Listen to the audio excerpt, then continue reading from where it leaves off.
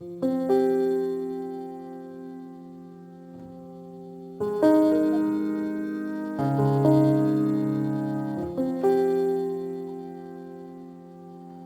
went to the Shifa hospital, which is the main hospital in Gaza. I was there for about 10 minutes when I started to grasp what was going on. As I was walking in through the parking lot, there were dozens of people coming towards me, and they had blood all over them, or they were on a makeshift stretcher, or they were just on the floor and they were bleeding. And I hadn't even walked through the front door yet.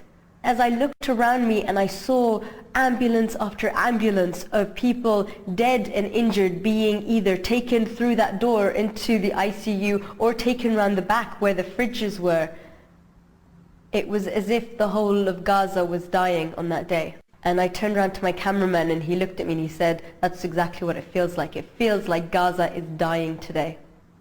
And I sent him to go and film around the back where the fridges are. And he came back to me after 15 minutes and his face was white. And I said, "I'm really sorry that you had to do that. We need those shots. And, are you okay?" And he said, "Yes, I'm fine, but I just saw my cousin."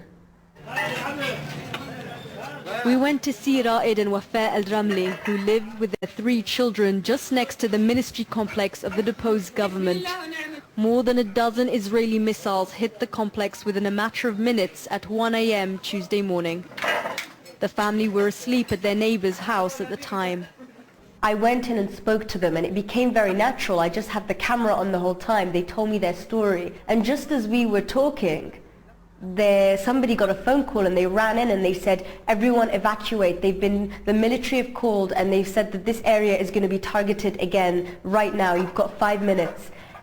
We can hear the sound of the Israeli drones just above us, and there's word that we may have to evacuate the area because the ministry buildings are just to our left here, not very far away at all. And that is why everyone is moving whatever they can and trying to get out of here. But the problem is, where can everyone go? That look that she had on her face, as if, where am I going to go, epitomized the whole problem.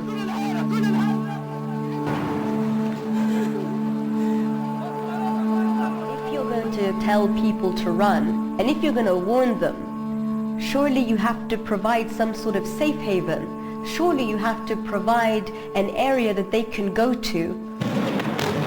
There were no bomb shelters. There were no areas where we thought, okay, well that's safer, so let everyone congregate there. There's no early warning system that you can hear an alarm and go and look for safety.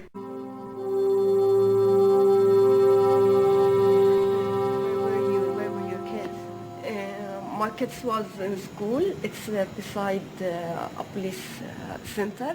And I met this incredible woman called Rima, who really made an impact on me because she was so normal. She was such a lovely woman, and she had this spirit in her where she was just trying to protect her children. And I think what I thought was that she reminded me of my mother.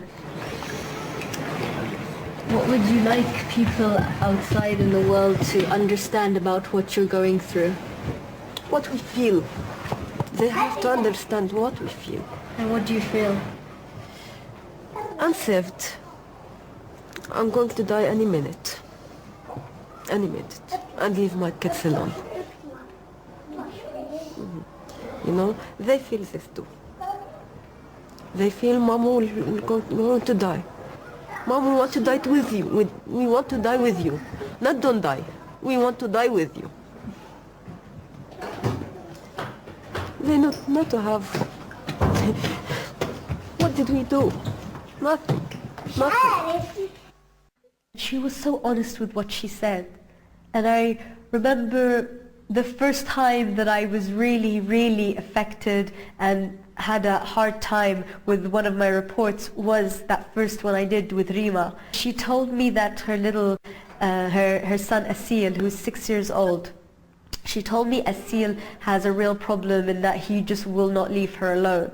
So I turned to him and I said, Asil, why don't you leave your mom alone? Because I thought I was going to get that perfect soundbite where Asil was going to tell me it's because I'm really scared and the bombs are outside. And he said, I'm not afraid, but I just want to make sure that when my mum dies, I'm going to die with her. And he's 6 years old. We are happy family with a great big hug and a kiss from me to you. Won't you say you love me too? For 3 days we called for help, saying we have been injured and are under attack. We called for the Red Cross and humanitarian groups, but no one came. He's 7 months old. There is another one in the morgue who came when we were asleep in our 3 years old, and there is a 2-year-old. We are all farmers here. No one is able to reach us. Not the Red Cross, no one. I'm calling for all the Arab world and the Arab people to stand by us. We are facing a massacre. We are farmers. We didn't attack anyone. We are farmers here on our farm. They came to us in the middle of the night when we were in our homes. They left them bleeding until they died. ليش دمنا رخيص احنا الفلسطينية؟ ليش دمنا رخيص لهالدرجة هذه؟ ليش بيبيعوا فينا بتجروا فينا هيك؟ حتى اشمعنا مصر عايشة بسلام، اشمعنا الأردن عايشة بسلام، ليش احنا هيك محرومين من كل حاجة؟ محرومين والولاد، ايش ذنبهم الأطفال هذه؟ ايش ذنبها البنت هذا ردها حليب بمية وسخة؟ ايش ذنبهم هيك؟ والله الماء ما صرت تشربها، ايش ذنبنا؟ ايش ذنبنا نتشرد بواعي زي النزمة البرد هيك تقتلنا؟ ايش ذنبنا؟ مش حرام؟ اخرتهم يجيبوا لنا بطانيتين وفرشة وعلبة حليب مش عايزينها، عايزين نرجع لبيوتنا ونشتغل وناكل ونشرب ونعيش احنا زي ما بقيت الأمة.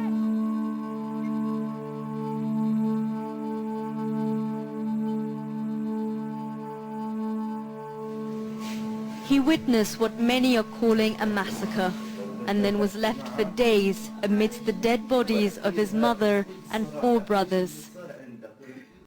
The horror 16-year-old Ahmed Samouni has seen was hard for him to put into words, but the effects are written all over his face. أخويا إسماعيل الثاني اللي كان بماية خضرة الكرة الله يرحمه من أول يوم ضل يتسب لما استشهدت على المطرية وأخويا الصغير نصار 4 إخوة وأمي معهم استشهدوا.